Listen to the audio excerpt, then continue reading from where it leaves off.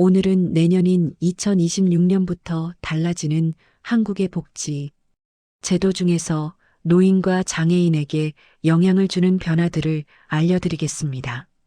첫째, 기초생활보장 제도의 기준이 더 완화될 예정입니다. 2026년을 전후해 정부는 기초생활보장 생계급여의 기준을 중위소득 30%에서 32%까지 단계적으로 높이는 방향을 추진하고 있습니다. 이렇게 기준이 오르면 수급자 수가 더 늘어나서 기존의 경계선이라서 탈락하셨던 분들도 다시 수급 대상이 될 가능성이 커지게 됩니다. 또한 일부 지자체에서는 차량 기준 완화, 소득재산 산정 완화, 교육주거의료급여 확대 같은 보조제도 변경도 2026년쯤에 맞춰 진행하고 있어 전체적으로 복지 접근성이 좋아지는 흐름이라고 보시면 됩니다. 둘째, 노인 기초연금이 인상됩니다. 2026년부터는 저소득 노인 대상 기초연금이 기존 30만 원대에서 40만 원대 수준으로 인상될 예정입니다.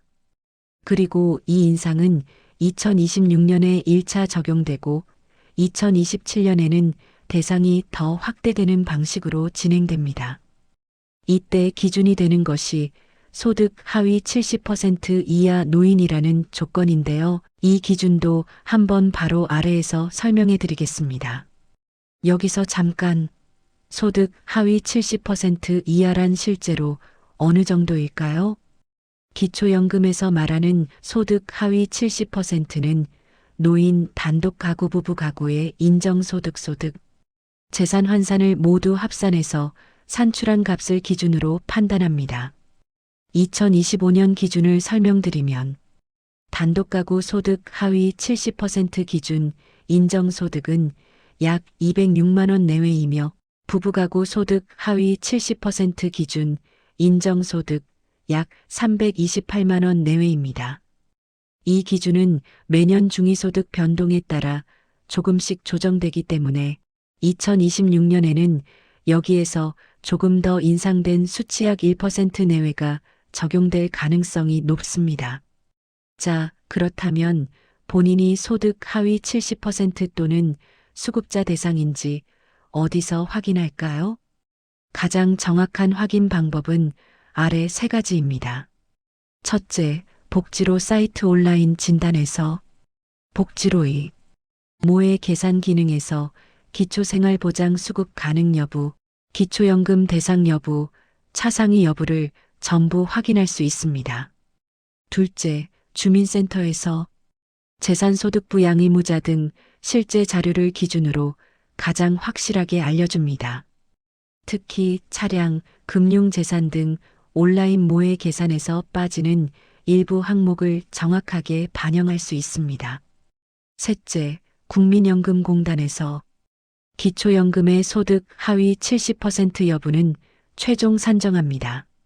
가까운 지사의 민원실에서도 즉시 확인 가능하고 전화 상담도 가능합니다. 마지막으로 서울을 포함해 전국 지자체들은 2025년부터 26년 장애인 복지 예산과 보조 서비스를 대폭 강화하는 방향으로 움직이고 있습니다. 특히 다음과 같은 변화가 예상됩니다.